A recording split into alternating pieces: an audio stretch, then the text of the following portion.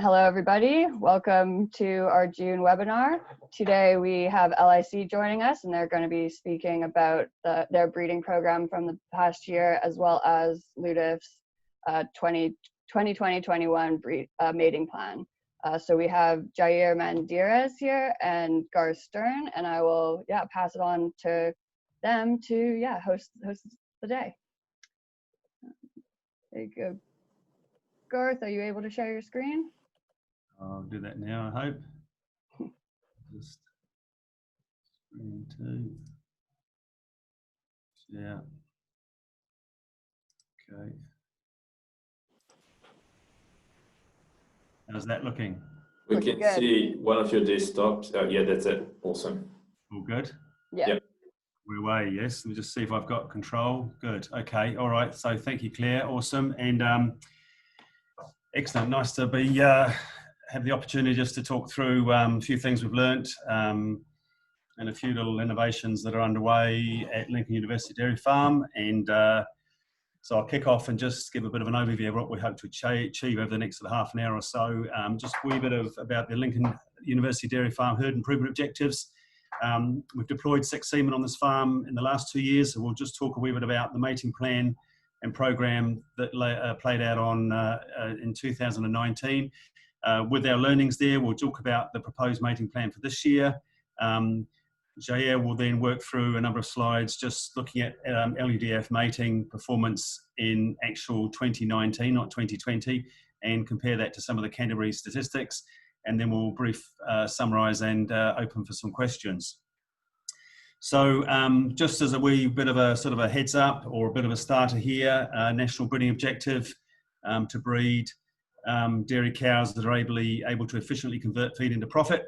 And from a herd improvement perspective, therefore there are 4 components that we focus on from a breed improvement perspective. So we're always conscious around culling and mating from the correct cows, the best cows, being careful around the bulls you use and ensuring they achieve the objectives of the herd. Being specific around the calves and accurate around the calves that you select for rearing, and then all of this is underpinned from a reproductive performance perspective. So these 4 components all work together to give the ability to drive genetic gain, and it would be fair to say that the Lincoln University Dairy Farm is obviously a well-run organisation, some very good herd of cows there, and the expertise on the herd is also very strong around from a reproductive perspective. So the herd improvement objectives that continue reviewed, but at this stage for some time now, they've sort of settled on the series, this bunch of 7 key motivations for the dairy farm. Clearly there's, from a sustainability perspective, from a profitability perspective, milk solids per hectare is very important. The efficient and profitable production of milk is a key moment there. So the breeding worth as a breeding goal is very important in terms of the quality of cows coming into the system. There's a lot of work being put on calving spread and ensuring that calving spread from one spring to the next allows for good days in milk and best opportunity for cows to represent themselves for the next mating season. Becoming more and more the focus is opportunities to be a bit more tactical around the semen straws used, particularly with respect to increasing revenue through the use of terminal beef.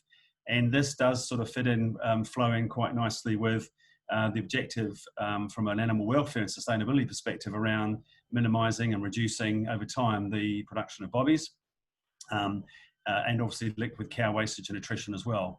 But in recent years, LUDF has seen an opportunity to sell in-calf heifers, and so has tended to always produce a high number of surplus heifers and obviously gain some revenue for those on the marketplace. Biosecurity has also been in play over the last 2 or 3 years, and in 2018, the Lincoln University Dairy Farm shifted and moved towards an all AB program and away from utilising bull, as we'll hear later in the presentation from Jair. In 2018, the attempt was made to use only AB for yearlings, and there were some outcomes from that mating program that we'll review as part of this repro review later in the session.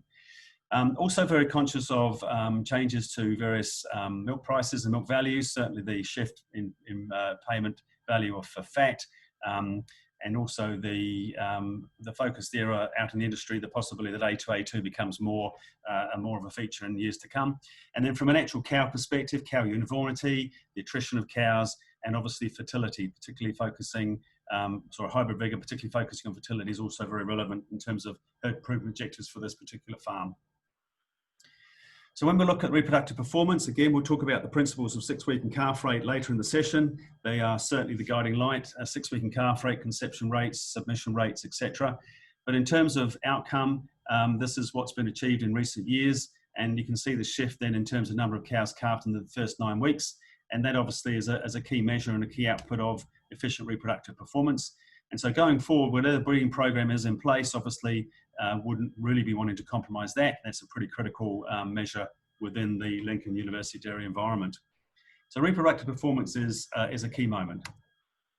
So when we look at the use of sex semen and we look at the mating program for 2019, on the right-hand side of the slide, you'll see the criteria considered for the breeding program. So A2A2 replacements was an option. Use of fresh sex semen to create selection pressure, and particularly on available cows and on cows to breed. Surplus cows were bred to SGO Angus. The previous year, I think they were bred to Wagyu, but there is a market for SGO Angus for the Lincoln University Dairy Farm. And then SGO has been used in an attempt to tighten up that calving spread. And we'll talk about that for a moment. In 2018, as we discussed, natural bulls weren't used for yearlings, but in 2019 they were, and they followed an AB synchronicity that occurred in the first week or so from planned starter mating for the yearlings. And the conception rates you can see by semen type, by bull type, are clearly portrayed there in the table to the left. We've got conventional semen achieving 52.5% conception rates. Sex semen surpassed that and achieved 55.9% conception rates. Now, the comment there, of course, is that sex semen was very much targeted for the first 3 or 4 weeks of the breeding program. And so it would be argued that sex semen did go into those cows of higher genetic merit, but also certainly cows that were strongly on heat in that first 3 or 4 weeks. There was some conventional sex semen that went into the later calving cows. The sex semen was not put into later calving cows. And so, you know, it would be a case to argue that sex semen was put into cows that were favourably going to get in calf. Angus beef was used from the planned starter mating and was used on the lower BW cows. And the conception rate of those animals is as said at 52%. And SGL was used in the later mating period. And understandably, we would expect conception rates to be lower in the later mating period. And again, we have a table later on to explain that and express that a bit more clearly once we get into Jair's part of the presentation talking about repro. So conception rates there would suggest the sex semen is has delivered commercially viable. We would, LIC, with all the trial work they've been doing over the last 5 or 6 years, we would, if you like, promote or advise customers that sex semen will deliver a 3 to 3.5% drop in non-return rate, as it has done over large numbers of inseminations over the last 2 years, but that can be greater than that. So with care, used on the right cows, farmers should expect that 3 to 3.5% drop in non-return rate. Now, non-return rate isn't conception rate, and we would probably estimate that 75 to 90% of that non-return rate would in effect be conception rate. So if we see a drop in 3.5% of non-return rate, we would in essence see a drop of up to 90% of that in conception rate, something around the 3 to 3.2% in conception rate. So in terms of the outcome of this breeding program, and we're obviously forecasting and predicting out what we see as pregnant cows and getting an understanding about what we might expect to see birthed in spring. And we see there the conventional sex straws, 137, sex straws 174.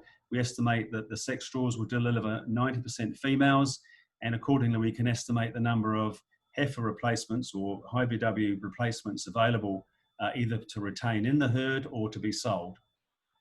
If we look at the calf BW of forecast out for spring, we can see in 2018 we achieved 175 on average BW for the calves, 2019 191. And when we extract and put some selection pressure on the calves in the spring of this year, we will remove the bottom end calves and achieve close to 227 BW. So the ability to push selection pressure and apply selection pressure to both cows you mate, but also calves you select, can have an outcome of driving genetic gain in your progeny. The table at the bottom identifies the quantity of SGL pregnancies, and as a result, the 77 pregnancies will deliver some benefit in terms of short gestation days in milk, shorter gestation length and days in milk. And then the Angus beef calves there, the 151 manufactured or produced, they will obviously allow SGL Angus, they will allow some additional revenue from those calves as they're sold in due course. So if we look at breeding costs on the right-hand side, in 2018, we have to understand that the yearling program used all AB, and therefore conventional straws costs would be higher than we would expect. So the 2018 total breeding costs perhaps are inflated by anything up to sort of $3,000 to $3,500. But on the 2019 costs, we can clearly see then the increased cost reflected in the increased use of sex semen. So while we've driven up the actual breeding costs across the business, when we look at the table below, we see the generation of revenue and we see the value we've created. We see the value created through the additional beef calves that we've manufactured. We see the value created in the additional high BW heifer calves that have a value. And we also see the influence there of days in milk with those pregnancies giving us additional milk solids coming in through to the spring of next year. Importantly there, we also see, which is a primary objective, we see this reduction in bobbies from 350 down to 230. So that is a big component there of the program, is to try and understand how these levers and how these different semen products and through their tactical use, how we can actually have an impact on the longer term license to farm. So this is an interesting slide from the perspective it just creates an understanding about if you use the SGL product at the back end of mating, if it in fact gets cows and calf, it'll get cows and calf that calve within the 10 weeks calving spread, 9 and 10 weeks calving spread. But it also creates the option there of saying if you actually do get cows and calf, rather than actually cull them as empties, we can actually potentially sell them as in-calf animals. So they do have a value. And all this particular presentation or this particular slide attempts to do is to put some weighting on getting those cows and calf, retaining 80% of those, getting a consideration to the price difference between retaining or selling an animal rather than culling it as an empty cow. And that difference in value is established at $500 in this calculator. And it does present a value there of $9,798 just from reducing cow wastage, which is another important part of the LUDF breeding program, and one that would see the Lincoln use SGL dairy going forward, because the challenge with the cow wastage thing is always to balance up cow wastage and the use of SGL with the increased use of SGL and the additional production of bobbies. This particular slide suggests that there's definitely value and good cause to use SGL at the end of mating to ensure that cows either remain in the herd or have some value if in fact they're sold as in-calf animals. So if I look at the mating plan for this coming period, a big part of this program really encourages farmers to think about marketing, and marketing is becoming more and more relevant given the industry shift away from bobby calves. The understanding about what creates value on farm is a difficult one given how markets change. And in essence, when we talk even in a day like today, we talk about the breeding program at Lincoln, we're really not creating animals to sell for another 18 months at the very earliest. So it's very difficult to predict and forecast and understand what the market will do. Traditionally in the past, as mentioned before, Lincoln has tended to favour the production or the increased production of high BW calves to enable it to put selection pressure itself and then sell calves out into the marketplace. Lincoln would possibly be thinking at the moment that this isn't the right path going forward, and that is starting to consider decreasing the number of replacement heifers and increasing the number of beef. And so this mating program here starts to look a little forward into the spring. And in essence, what this mating program does is achieve exactly that. It reduces the amount of sex semen used. It increases the amount of beef used. What's not shown on this slide is that sitting alongside this is the yearling mating program that will continue, and we would expect the yearling mating program to produce from about 150 heifers, produce around 35 to 40 replacement heifers. So we're going to be predicting to drop, therefore, in mating, from mating plan 2020 into calves born in 2021, reduce the total number of high replacement heifer calves born by around about 40 animals, and increase the beef animals born by a similar amount. And that's the big shift here. But this particular program identifies how sex semen can be used in the first 3 weeks on 50% of the cows, targeting the top cows of the day. We underpin that with the use of dairy AB coming through the course of 6 weeks. And the reason we go 6 weeks is because some of our best cows in the first 3 weeks will return into the second 3 weeks. And we want to try and target a mating in the second 3 weeks for those top cows. But the program is underpinned in the first 6 weeks, first 6 or 7 weeks, with a good amount of beef coming into the breeding program as well to achieve those other objectives. The beef of choice going through this spring is yet to be determined, and certainly that's where that marketing, that thought around marketing and what is the right product to produce. There are lots of options out there, and that one will have to be considered and developed in due course. Certainly what we've also justified in that last 3 weeks in the total AB program is to supplement the final parts, the last 3 or 4 weeks of AB, obviously by introducing the SGL, again, to give us the benefits of those days in milk, shorter calving pattern, tighter calving pattern, but also hopefully hold on to some of those cows and ensure they retain in the herd of some value.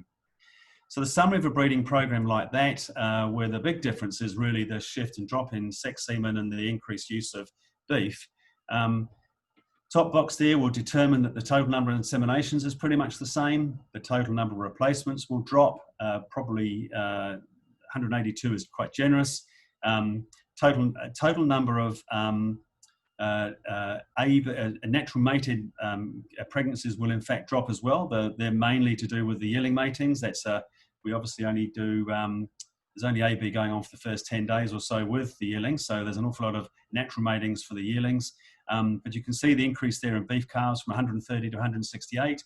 And whilst we've got a small drop in bobbies, we're still managing to keep those at a reasonably low level, understanding that a lot of those bobbies are coming out of the yearling mating program as well.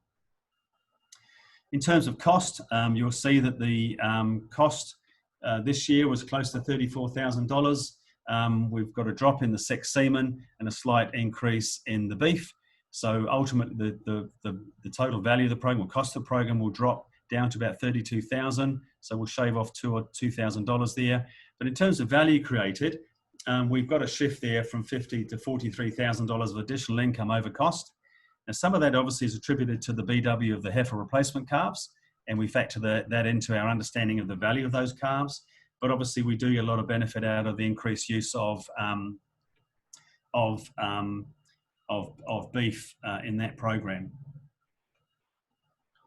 So that sort of summarises the mating program, some of the take-homes and learnings from the 2019. It gives a wee bit of an understanding about some of those fundamental principles from the mating program are being taken into 2020, albeit we're starting to look and say, okay, how do we more smartly use sex semen, because it is quite expensive.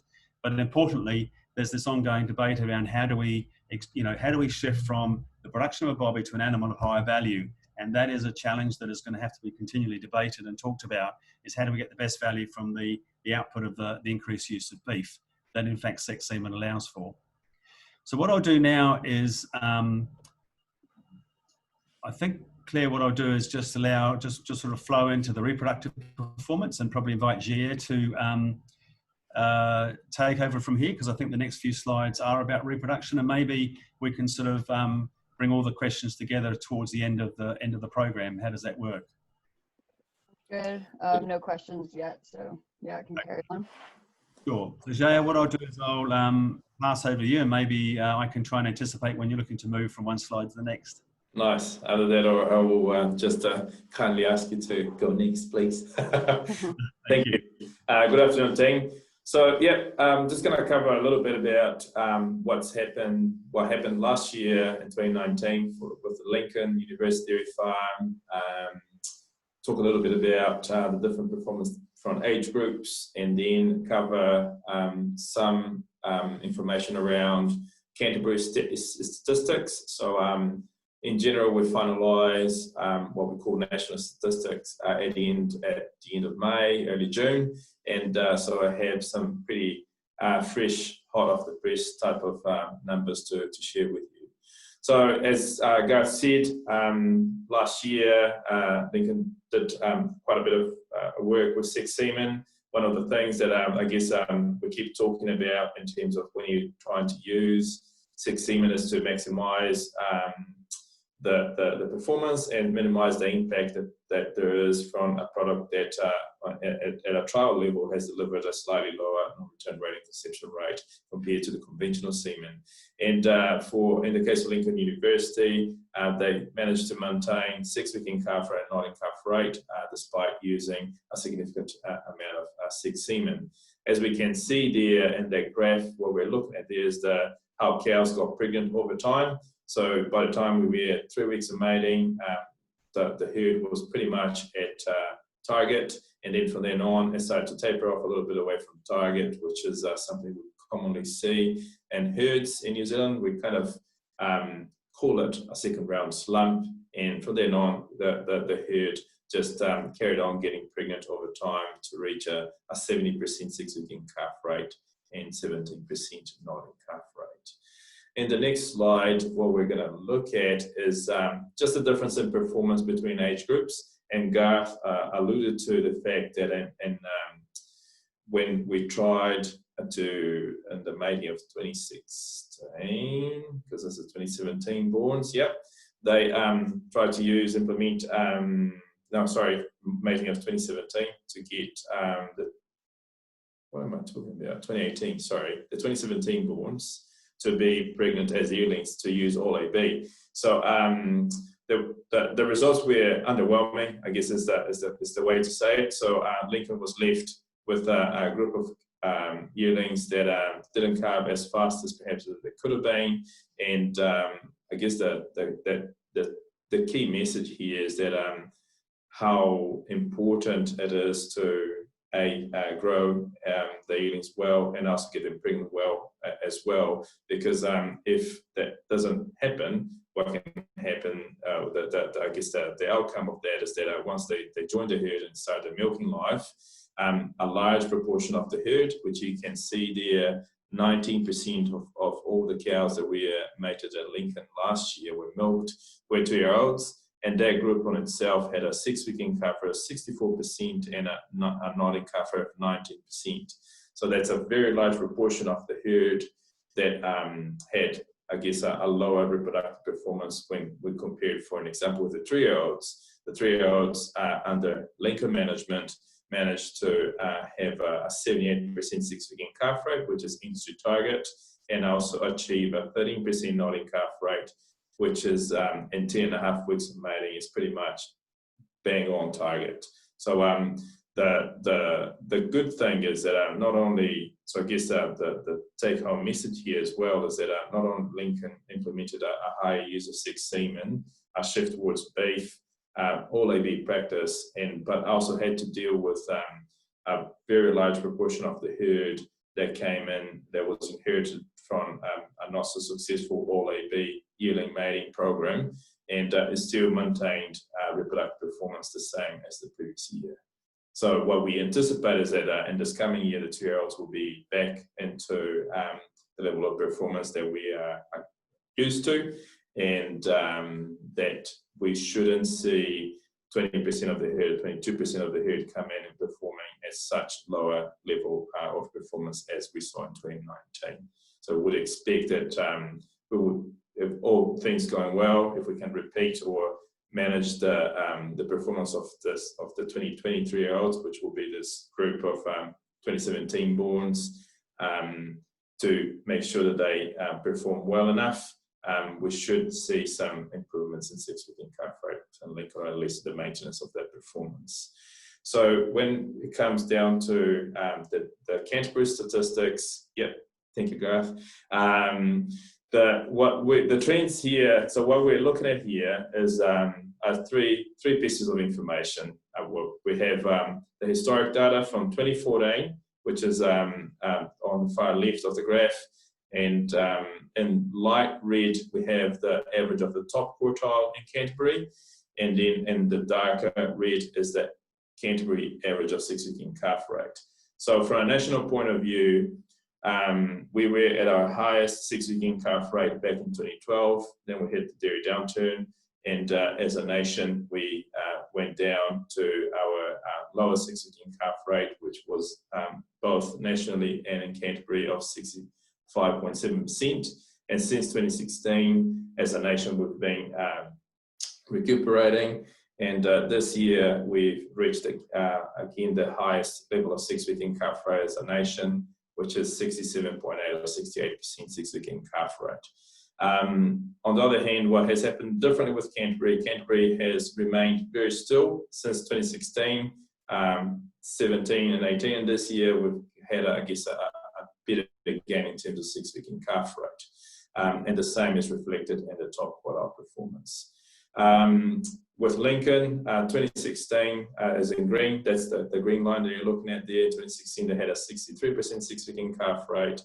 They made adjustments and managed to increase it to 66% in 2017, and in 2018 to 70%, and in 2019, despite having the challenge of managing a large group of animals that was underdone effectively, and implementing a product, or I guess a large proportion of 6 semen, they managed to maintain reproductive performance, which is very, very good.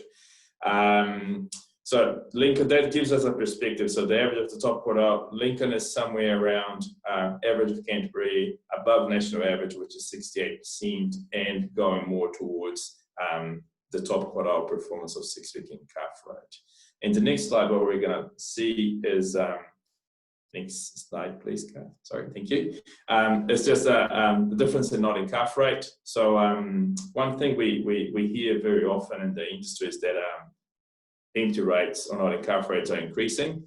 And again, when we looked at the national data, that doesn't necessarily comes through that way. Yes, there are some individual situations where we do have a drop in performance, but as a nation, that lowest not in calf rate average we had was around 17%, and that was in 2016.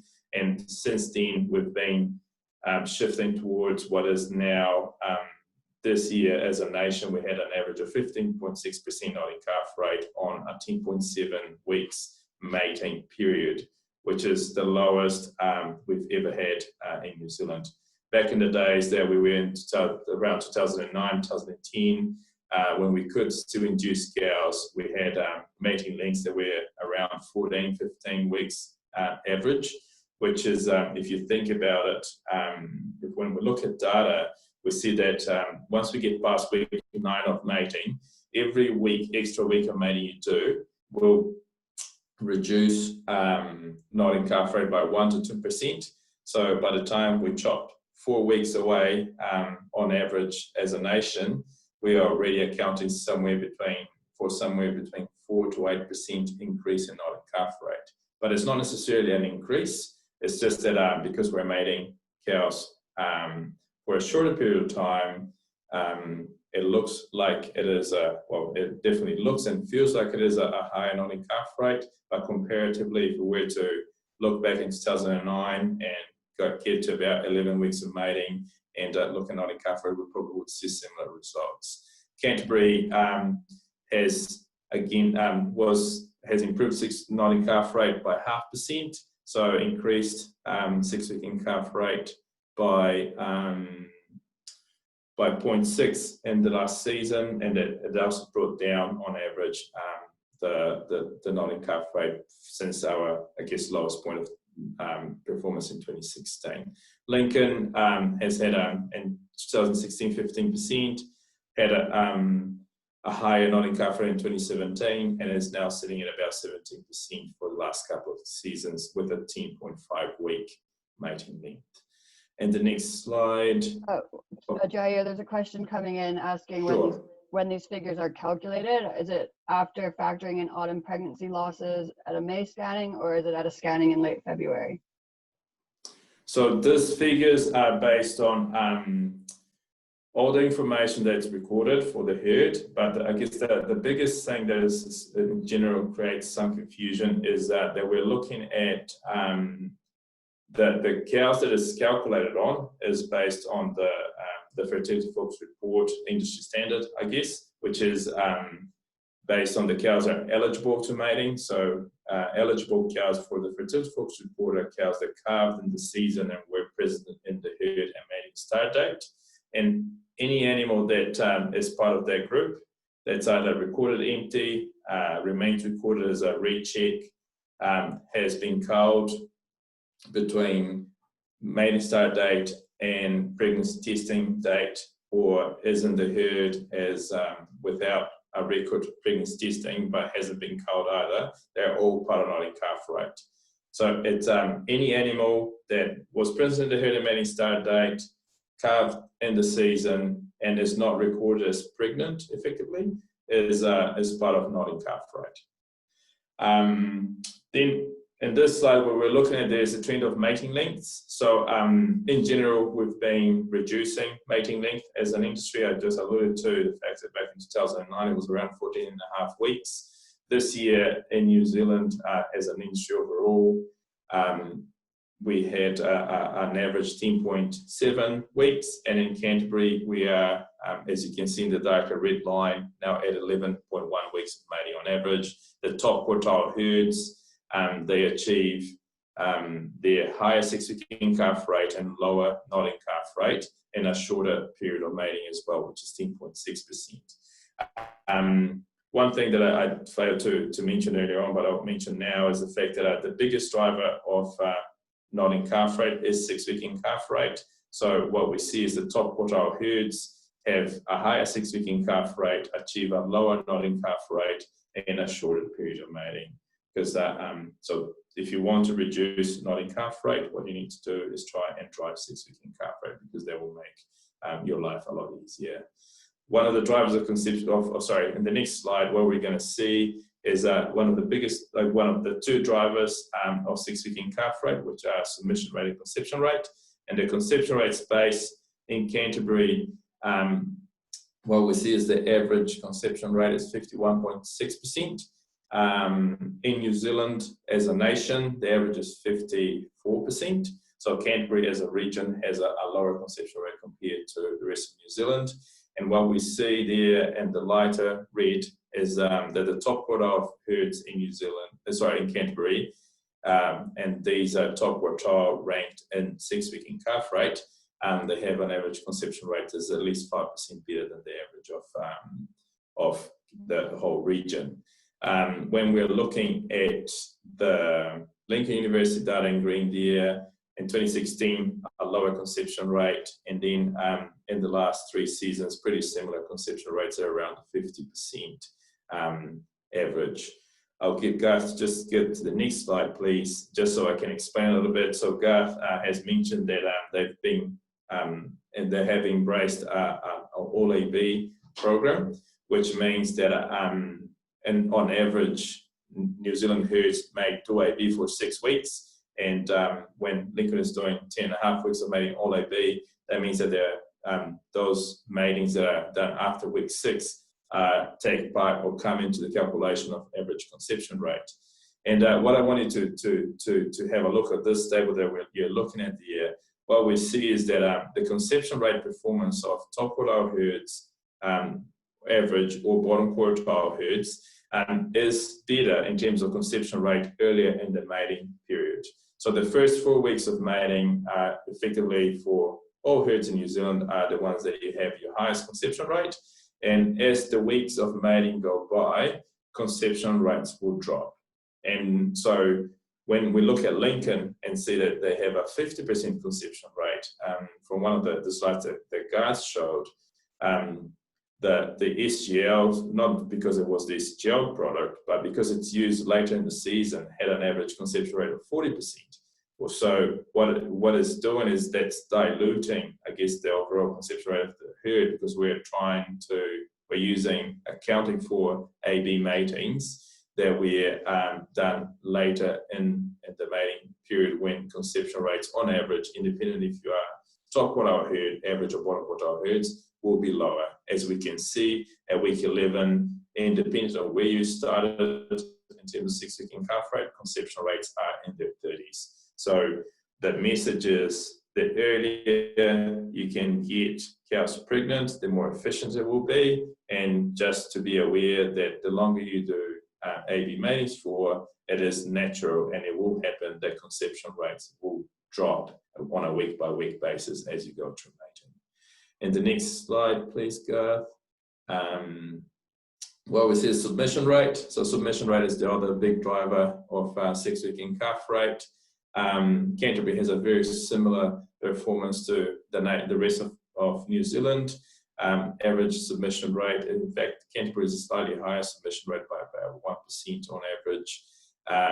Again, we're very high in terms of submission rate in 2012, and then, as I was saying, we dropped performance all the way to 2016-17, and we've been slowly reclimbing that. So increasing submission rates and conception rate to some extent since we bottomed out in 2016 are driving an increased 6-week calf rate. From a Lincoln point of view, there is a significant improvement in terms of submission rate between 2016 to 2019. Where they increased the average submission rate from 81% to 89%. Next slide, please, Garth. Yeah, I'll hand it over back to you, Garth.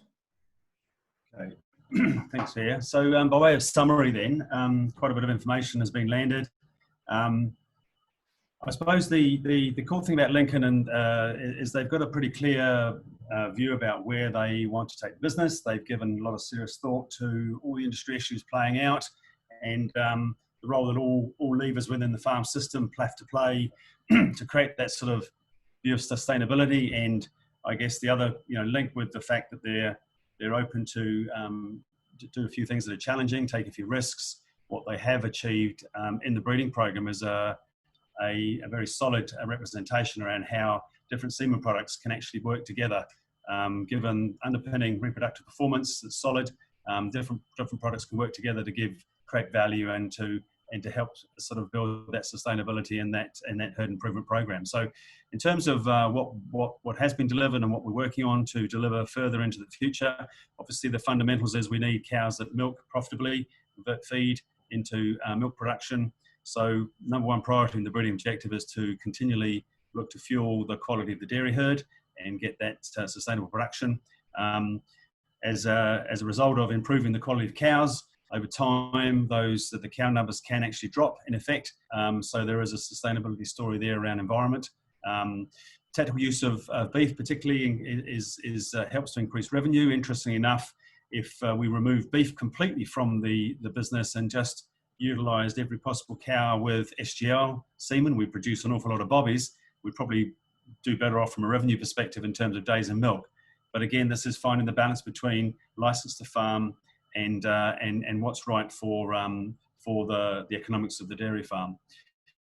So what we're seeing is in Lincoln and across business now, where sex semen is being rolled out, we are seeing that it can play a very important part of that herd improvement program. Managed well, it is a good, solid commercial option. Conception rates, creating selection pressure on cows and calves, and obviously leading to tactics that can increase revenue.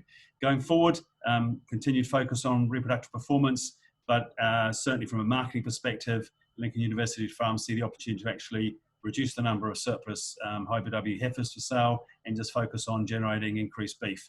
And the ongoing challenge there is about how do we continually reduce that not in calf rate? How do we continually strive to get the industry good 78+% 6-week calf rate? And semen products such as short gestation play an important role in there as well. So that completes the content. Happy to take any questions. Hopefully there's been good representation, clear and the group to understand. I'm happy to take questions and yeah. Otherwise. Yeah, well, that was great, Garth and Jair. Thanks very much for that. No other questions have come through at this point, so yeah, I think I'll wrap it up for today. But yeah, thanks very much for joining us, and yeah, we'll be back for our July webinar on July 20th, which will be about spring feeding and the targets and round management around there. And we will also have a farm visit in early June, July 7th, sorry, with just Peter and Jeremy. So hope to see you guys there again. Thanks very much, everyone.